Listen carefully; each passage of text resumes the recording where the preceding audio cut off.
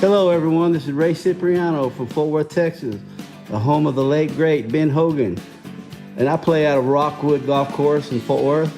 This is a Golf Smarter number 954. The amateur golfer doesn't have 2 or 3 hours a week to go and practice. We have 15 minutes before a round. We maybe get to the range and hit 50 or 60 balls. Therefore, you need the data to provide you with the insight. Say, hey, your 15 minutes, Fred, go and practice your lag putting. That's where you lose shots. Or hey, go and do a little bit of bunker play, because bunker play is killing you. And it's those small insights so that you maximise the small amounts of time that you can for the maximum gain. And that's going to end up in slightly lower scores, a happier Fred on the golf course. You'll then play a little bit more, you'll practice a little bit more, you'll just enjoy the game that little bit more. It's marginal gains, but they add up.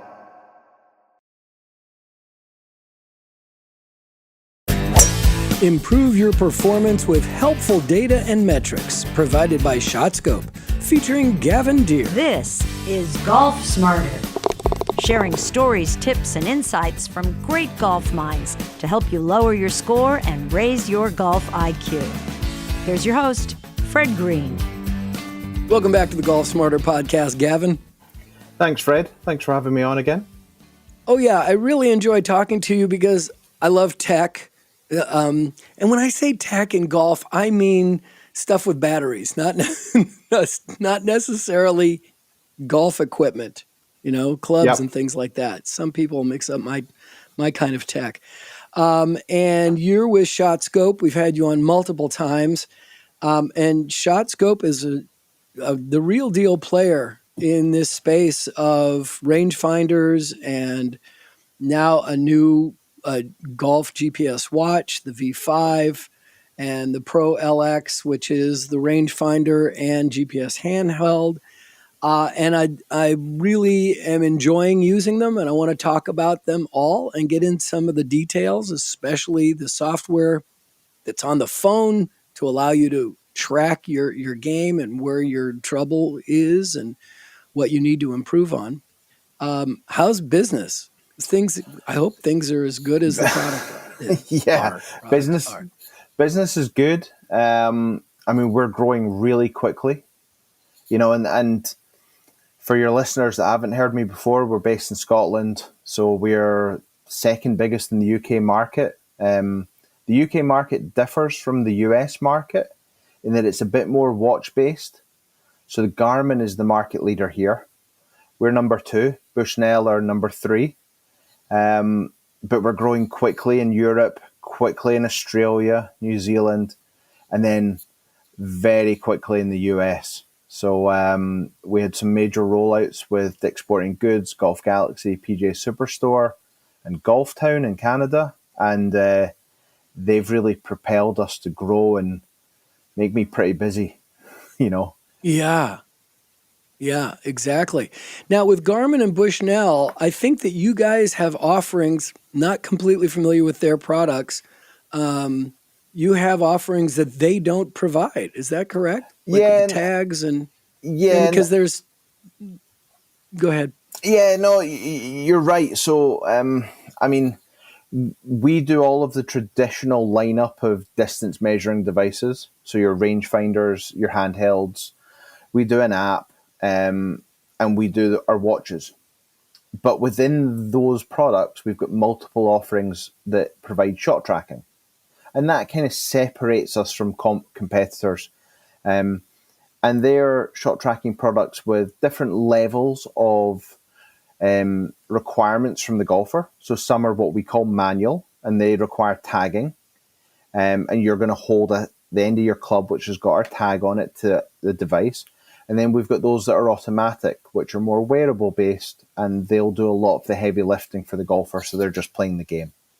And it differs on the wants and needs of the individual golfer of what type of product and tracking. But, we're starting to see within golf, tracking is becoming one of the major talking points. It's providing the data. It's providing the insight in how golfers can improve both in their individual level, but golfers as a whole, and how should golf be taught in different elements. So it's really gathering steam. Yeah. And to me, the golf tracking is the big separator. The other one that I guess everybody would be familiar with would be Arcos. But all they are the shot trackers, Yeah. right? You put it on the end of your club, or you buy a grip that has it built in, whatever, and it tracks for you, which is great. But everything else you need to do while you're on the course, as far as pin placement and things like that, you've got to use separate units, separate software. Whereas what ShotScope is now offering with the tagging, you have it all. And what I'm loving right now is that I just got myself some new irons, and had new grips put in them, and I'm using the tags on them. And it's mainly because my club fitter is like, I want to know your statistics, play for a month or two, and then bring in and let me know how you're feeling about it. I said, well, I'm tracking every shot so I can show you the stats and see what the clubs are, how they're performing. Yep. And he was like, perfect. That's exactly what I want to look at. Because for me, just going, I hit this one okay, and I hit that one okay. I mean, I can beat that as well. We have a free coaching system for fitters and golf coaches. So if he ever wants to connect up, he can see as you upload rounds. He can see all the data come in on his own account. So, but yeah, look, this is what tracking's about, right? It's about golfers being able to take ownership of how they can improve. The amateur golfer doesn't have 2 or 3 hours a week to go and practice.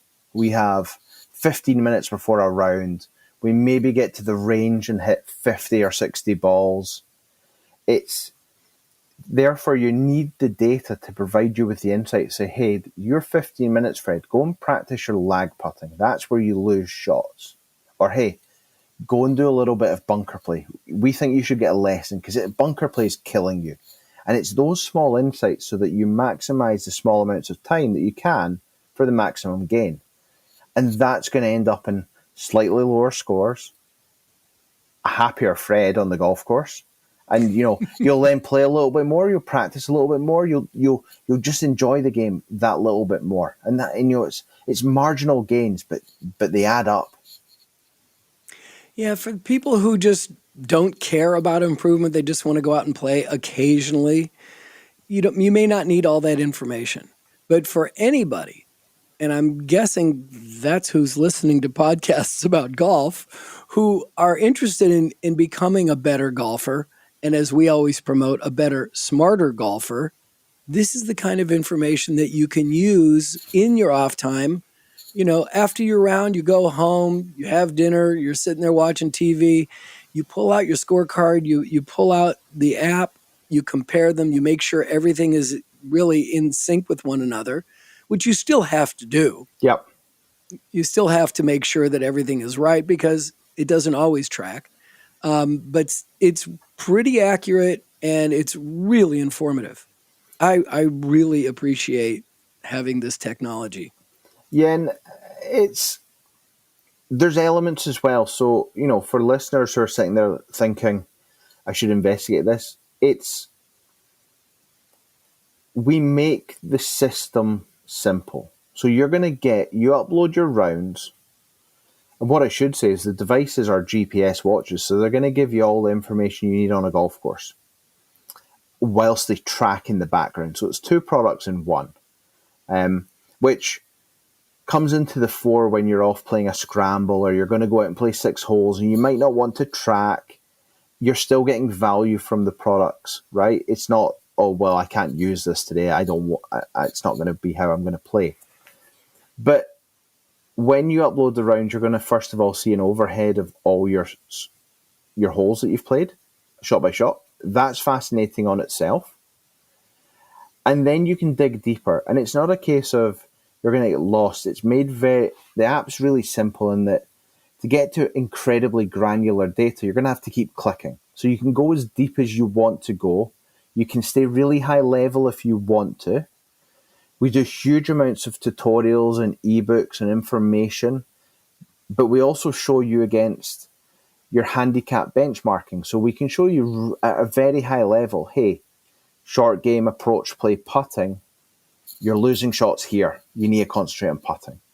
And so it's not, I talk to a lot of golfers, I'm really scared. I'm scared to be that in depth into my game or spend that amount. And you go, well, actually, you can get a huge amount from spending 5 minutes on the app. And maybe in 6 months' time, you'll spend 20 minutes because you get more into it and you want to learn even more. But you can just do it in 5 minutes. It's not going to suck up your whole life. I think it's one of the things we hear quite a bit is, I'm scared of this. This could be my nights forevermore. But those are the people who also say, I don't want to get fitted yet because I'm not consistent. I don't want to get fitted for clubs. And it's like, no, it's backwards. Or it's the guy that's like, well, yeah, but I spent $600 on a driver. And you say, yeah, but you did that last year. Have you thought about using data to analyze gapping? And should you add a wedge? Have you got, is it time to move from a long iron to a hybrid? All of these things, it can really make a difference into buying decisions and all sorts of elements of the game.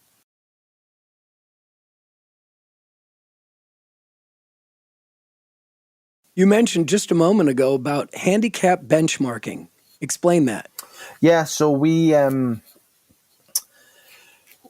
what we do is we break down golfers. So we'll offer tour player, scratch, 5, 10, 15, 20, 25. So if you come along handicap, and if you come along, say I'm a 22 handicap, you can toggle and compare yourself to a 20 or a 15 so you can understand what it's going to take to get to that next benchmark. And we do that across both strokes gained stats and traditional stats like fairways and regulation, greens and regulation, number of putts. So you can get a grasp of what that next level of golfer is doing compared to yourself, where your strengths are and where your weaknesses are. It's huge. And there's a lot of talk on tour and when you're reading things, talks about the strokes gained. Yep. And this is information that this provides, right? You get this information. Yeah, and when there's a few of us in the company that will do analysis at times for different elements, and we always rely on strokes gained as the first area that we'll go and look at, and that's because it will isolate those elements of the game, so you can really see, okay, well, we break the game down primarily into 4 areas: driving, approach play, short game, and putting. And with strokes gained, you can immediately say, okay, it's short game. Right, great. Fred, your short game's not as good as the next benchmark. And then you can go and look into more traditional stats within short game to understand, is it bunker play? Is it long pitching? Is it short chipping? What is going on in that element, right? Strokes gain's fantastic for that. It's made a huge impact in how professional golfers play. It's made a huge impact in how professional golfers practice. And it's starting to filter down more and more into the amateur golfer, the handicap golfer. Hey, you should be pulling this data and understanding, right? Because it's really simple. Data doesn't lie. Yep. I'm looking at the app right now, and I went under the performance tab, pulled up clubs, and you have 3 different comparisons here. And I'm not sure, there's the longest shot, whether you drive or whatever club you're hitting. Yep. Your longest, your average length over the amount of time you've been using this, and then the P average, which I don't understand what that means. What's P average? P average is performance average. Okay. And what we do there is we remove bad outliers and good outliers to give you a distance that we feel is a good swing and a good strike is the distance the golf ball is going to go. The more rounds you play, the more accurate it will become. Sure. But you play 6, 8 rounds, generally all clubs, you'll have enough data that it's pretty accurate. Yeah. And we brought that in because average is so misleading. Exactly. You know, I was playing over the weekend, and there was a shot that I had that I never normally would have pulled out maybe my 9-iron or even a pitching wedge. But because I had to get under a tree to get to the green, I pulled out a 7-iron and punched it out.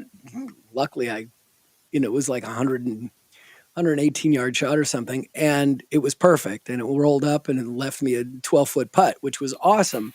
But it's like, that's what I was like, how do I deal with shots like that doesn't really compare my normal 7-iron shot? Or I had a couple of wedge shots that I just chunked them and they only went like 8 or 9 yards. Yep. So this will be eliminated. Those shots will be eliminated in the performance average? Yes, I mean, it removes a lot. I can't quite remember the whole algorithm, but it removes maybe 55% of bad shots and 25% of good shots. So it leaves you with quite a small number of shots to average at that stage. But to give you an idea, if you upload a round to our app, it'll process in about 6 seconds. In those 6 seconds, it's going through something like 1.7 million lines of code. Wow. And it's processing things and it's looking and it's understanding exactly what you've done and taking into all these little algorithms to spit out all the right information to you to make it really simple to consume. Wow. So when I go into the performance tab here on the app on my phone, and I'm using an iPhone, it gives me options of clubs, tee shots, approaches, short game, putting, and scoring. Yep. And if I click on scoring here, it has an overview on a per hole score breakdown. And then it also has the strokes gained. And you can do that compared to a tour player versus a 10 handicap, and show how I'm doing. And there's just so much data here that is so much fun to get used to and to look at and see again, where do I need to improve? Yeah. And that's the performance data side of the app. Mm-hmm. You can go on to individual courses that you play a lot, and we'll give you strengths and weaknesses of those individual courses. And we'll identify the holes where you lose the most shots to the field. You may go and think, hey, this is, I should change my strategy on this course. We have tools like My Strategy where you can plug your data in if you're going to go and play a new course.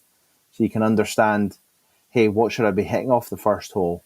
Oh, that driver will bring those 2 bunkers into play. Actually, it says I would have a better scoring average by hitting 3 wood off the first tee. There are so many tools within the ecosystem to be able to learn about your game, but also perform better on the next course you play. Mm-hmm. And one of the things about the brand new watch, the V5, which is, we'll talk about it in depth because I'm just loving this product, is I have a couple of courses where I play that there's no cellular signal for the carrier that I have. There's just no service at all. Yep. I was so happy and shocked that when I turned on the watch and told it to do GPS and shot tracking, within seconds, like, okay, I got the course. You do? Oh, it's so nice to be able to put my phone back in my bag now instead of carrying it in my pocket all the time. Yeah. Just to make sure that I have a signal. So congratulations on that it can pick up the signal whether you have you're using your phone or not. I love that. So none of our products require, well, I say that. We have one product that requires using your cell phone, connects. Okay. But any of our wearables or our handhelds, it's all independent GPS, so you don't need the phone. You don't need it at all. I mean, I hate it. I like the amount of emails I get. So the phone stays in the car. I can just play my game of golf. I don't have to worry about it. I don't have to look at, text messages from the wife or anything. So you just get to go play golf, right? And that's one of the advantages of GPS products. They'll work anywhere. It's all pretty straightforward in that element. It doesn't require cellular signal at all. Some of the other features the watch offers is when you finish the round, it tells you how long the round was, how many steps that you took, which I think is great, and what time it is. you know, oh, so what's the temperature now? Or, you know, what's my elevation change during this round? Those are things I don't know if that's, you know, to be built into the future or if it's not just relevant. Well, maybe it's only relevant for me because I'm in Northern California. There's lots of elevation change. And I played in 95-degree heat this weekend with a lot of elevation change. But the fact that it works, it's comfortable, and it gives me so much information for every shot that I want to take, I think is phenomenal. It really is my favorite product that you've shared with me so far is this V5 watch. Yeah, I mean, look, we've got so many guys using this watch now. It's simple to use. It doesn't have touchscreen. It's just buttons. It's straightforward. You can have the on-course maps on it, so you can see exactly everything you want to ahead if you don't know the golf course. You can just use simple hazards front to carry and to get to them. It can keep your scoring. You can change the colors. So, you know, if you want it to be green and white, blue and white, pink, red and white, you can do a number of things with the watch. And again, it's just straightforward and simple to use. And it's something that we work incredibly hard, both in the hardware and also the software, is make it usable, you know, make it straightforward. We don't all have, you know, we don't want to sit and read through massive user guides and try and, you know, have a big learning curve to use products. You just want it to be pretty straightforward for the golfer just to open it up and put it on the wrist.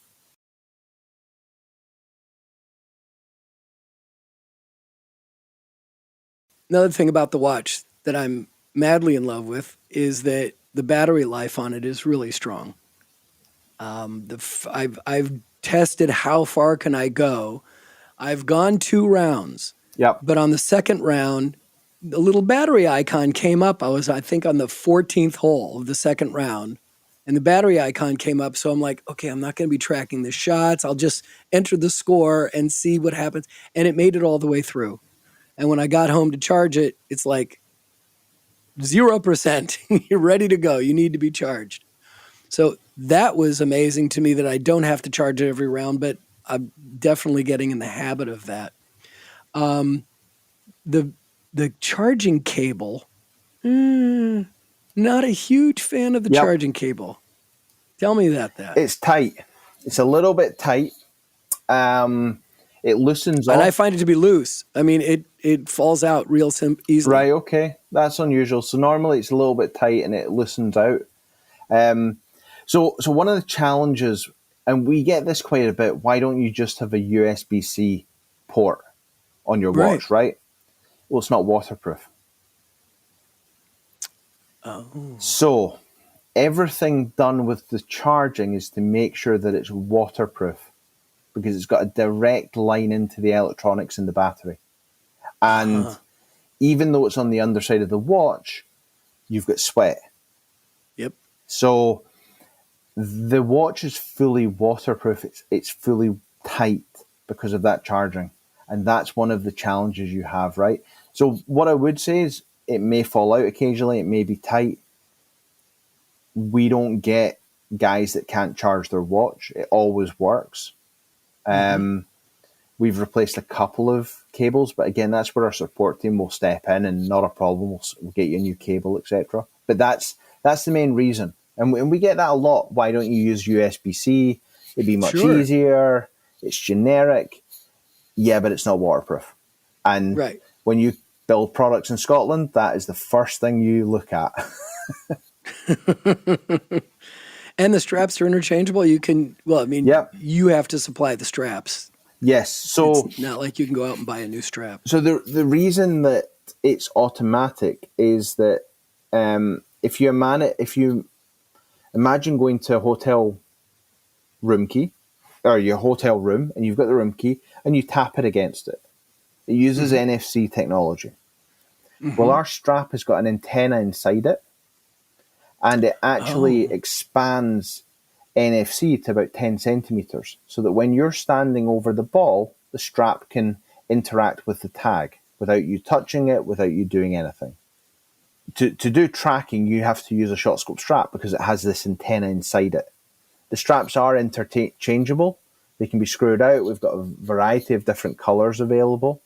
But yes, so that is kind of one of our USPs, right? This technology-enabled strap. That makes sense. So let's talk about the tracking system for what you've developed. And this is your brand new tracking system from the LX Plus to the V5 watch.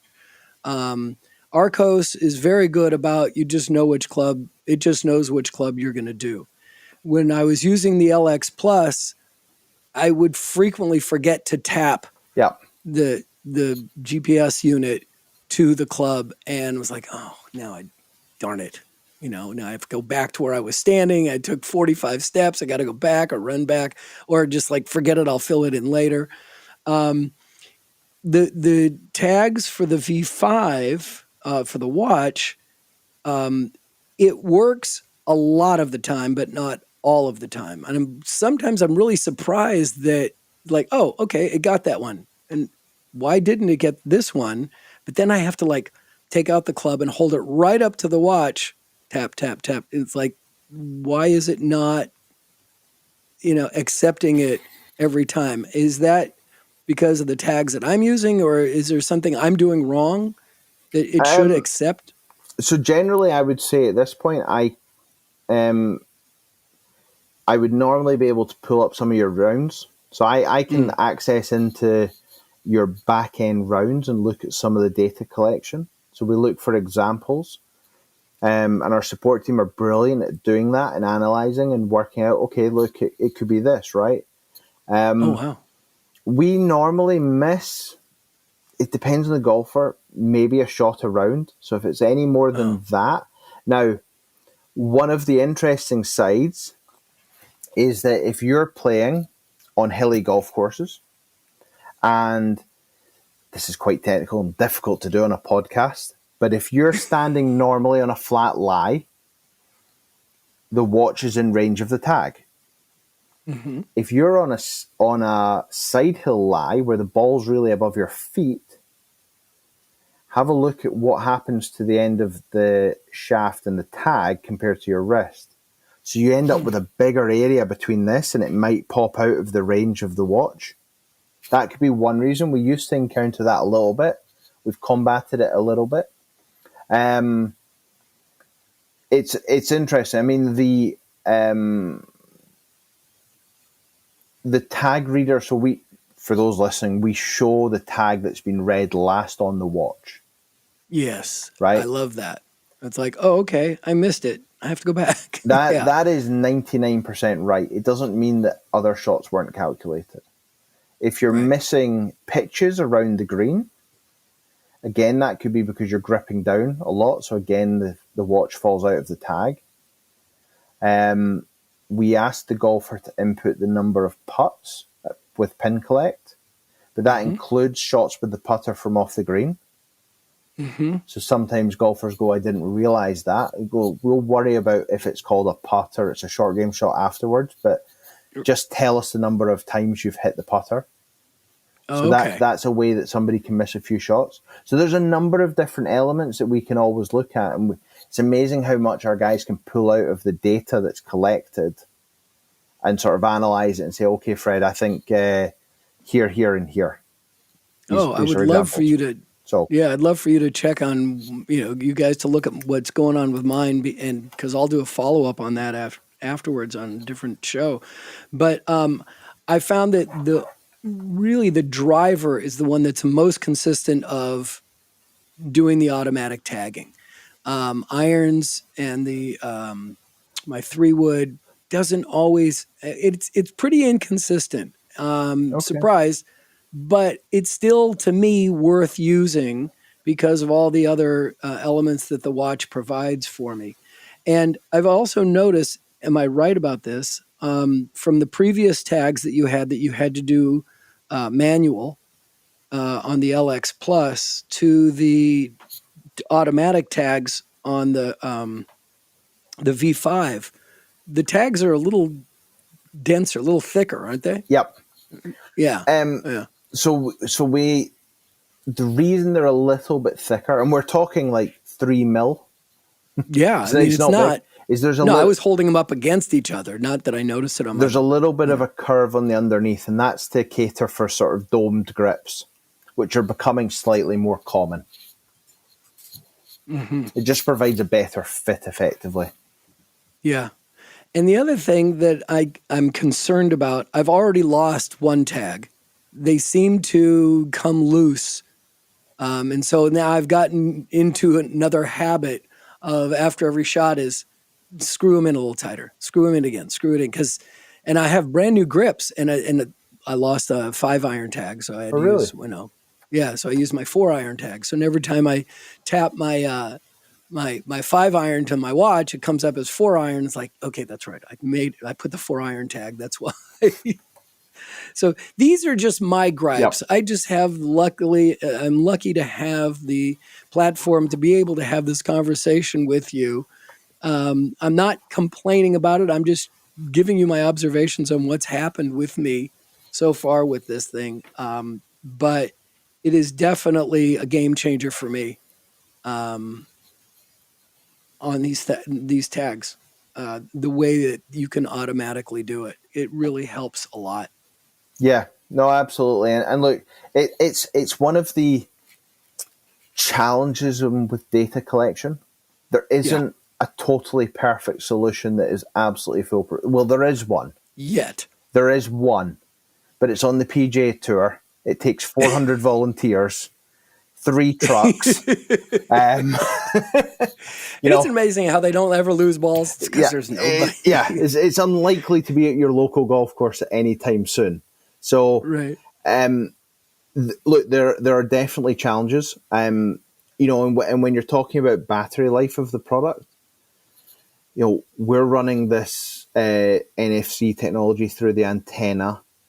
We've got the GPS. We have the largest GPS chip in any golf watch, which the larger GPS provides more accurate information. And so, it is, the battery power is probably the biggest challenge for us, right?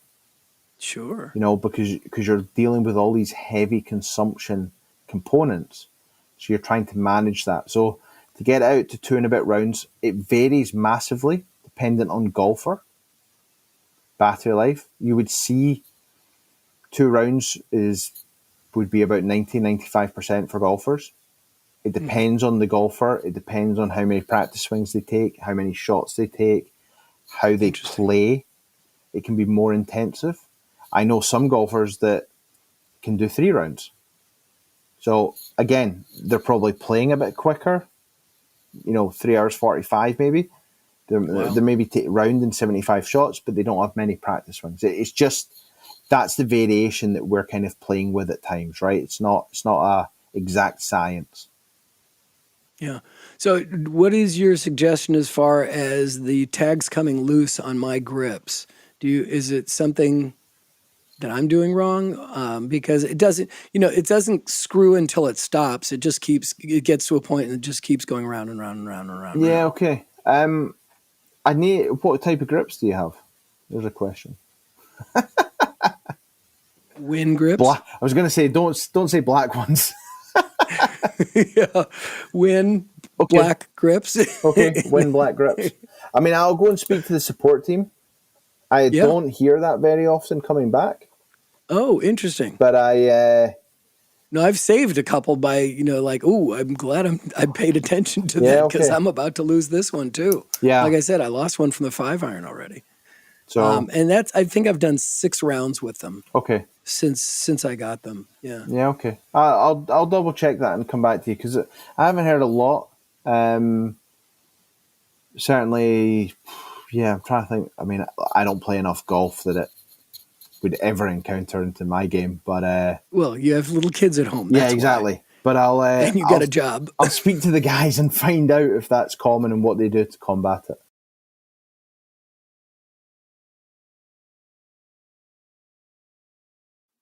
Let's talk about your product line. What are the options that you guys are offering these days? I mean, all I've talked about today was the prolx-plus and the V5 watch. What else is going on, and what are the differences? Yeah. So goodness me. I mean, in shot tracking products alone, so we have Connects, which is sort of $99. Tags, mobile app, really simple way into shot tracking. You get a GPS app out of it. You have the H4, which is the handheld version. Again, it's manual for tracking. That'll come in at about $150. Then we have the V5 watch, which is $249, automatic tracking, GPS. And then we have an X5, which is a touchscreen version of the watch, ceramic bezel, and that comes in at $299. So we've got a couple of watches. The V5 is probably our most common. Really easy to use with the buttons. And then, look, we've got a juggernaut of a rangefinder in the Pro L2. So the Pro L2 is a simple one-button rangefinder that's $150. It's probably going to be the top-selling rangefinder in the US in quantity numbers this year. It's just, it has everything. It's slope, it has a cart magnet, it's easy, it has good optics. For $150, it's, an absolute steal. And then we do a few different rangefinders all the way up to our Pro ZR, which is, we launched at the PGA Show this year. It's a premium rangefinder with a metal body, hard shell. So, I was doing tests in Florida, like running over it with a golf cart, all sorts of, it doesn't impact this thing at all. We've dropped it from 2 stories up onto concrete, still usable, all sorts of elements. So really robust rangefinder, incredibly fast, and that's $300. So we have a real breadth of product line, and that helps us from a global standpoint because there's certain products which will really, really resonate in different markets. And that helps. So, for instance, in Australia, we sell tons of the X5 watch. We don't sell many V5s. In the UK, we sell lots of V5s because the touchscreen is terrible in the rain. All touchscreens are terrible in the rain. So they go for the button option. We introduced our handheld tracking and our mobile tracking for the US because golfers were unsure about wearing watches on the golf course. Now that's changing really quickly. The golf GPS watch market is flying in the US, growing quickly, mainly because it's so simple. And a lot of golfers saying if they wear a day-to-day watch, it's probably going to weigh double. How would I swing in this? It's totally different to the actual golf-specific watch. So yeah, it's fascinating, and that's propelled us to grow as much as anything, having that breadth of product line. Sure. I think that the prolx-plus, the one that I've been testing out as well, I use it. I mean, even though I've got the watch on, I'm using it to compare the distances that says the middle here to a white flag. How much room is it? So that's really helpful. Sometimes if it's a blind shot to a flag, I can use both of them in conjunction, then walk off and go, okay, I know exactly where I'm trying to go. So we had an early rangefinder. Our first rangefinder was called the Pro L1. And I was, myself, we've got a very good golfer, Jen Saxton. She's currently playing the British Ladies in Ireland. Very good golfer. And we were down near London seeing our PR company. And they are based on a golf course. And they said, look, it's 4:00. Why don't we go play 9 holes? And I didn't have my watch with me. So we're playing, and we get round to the 9th. It's a par 5. The pin's at the back, but it's firm. And I'm sitting there going, right. And our PR guys watch me, says, you're not happy, Gavin. I was like, well, it's 240 to the flag, but I want to land it at the front edge of the green. And I have no idea how far that is. I can't gun it with the rangefinder. I've no idea. We finished, we had some dinner. Jen and I drove like 6 hours back to Scotland at night. And we were talking about this. And at the end of the trip, we'd come up with the prolx-plus of, Oh, wow. here's how you're going to have the rangefinder. Here's how we could have the distances on it. But if we make it so that it's a hybrid rangefinder, but you can separate the products and you can integrate tracking into that as well. So now it's 3 products in one, but it's going to give you everything you need. And that was a fun next day when we had to explain, right, guys, here's what we think we should build. And here's why. But it was all based off that one experience of trying to play with a rangefinder, going, well, I can't get the number I need. And that's so cool. So really interesting way of product development. And that's how a lot of our products or features are developed within ShotScope. It's based on conversation and personal experience. Yep. Ton of golfers within the team, all different standards, all coming back on a Monday. I played 2 rounds. Here were the challenges I had. Here's how I think I could improve. Here's the information I want. Lots of different ways of how to develop features. I've used a couple of, in the past, rangefinders that had built-in tracking, GPS tracking on them, and always loved the combination. It's such a great complement, but the way you guys did it was so much better than anything else I'd seen. First of all, I think that the rangefinder itself, the way you've designed it, so it's a grip, and for somebody who may have shaky hands or older, it's really it really helps you stabilize it to get a good shot of the flag. And then to whether you want to keep the GPS tracking unit attached to the rangefinder via the magnet, or put it on your belt loop or on your hat, or just in your pocket. They're a great compliment and a phenomenal design. I mean, it was the hardest... Compliments to your team. It was the hardest user guide we've ever had to write, because there's so many ways you can use the product. And, and you're going, well, what if they want to do this? And you go, right. But I think for what can be incredibly complicated, it's lots of technology in one product. We've done a great job of separating out and making it simple to use, and functional for all situations. So, it's also a showstopper when you go out to different shows or different events, and you've got a picture of this, and everybody stops and has a look and goes, wow, that looks a little bit different. In both the contouring of the rangefinder, as you say, for the grip, but also the way that the handheld's on the back, so it's right underneath the eyepiece and you can see the distances. Yep. All winner. Great products, great stuff. Pricing is phenomenal. Really enjoy it. And then being able to use the software afterwards to figure out how, in fact, you are doing makes a huge difference.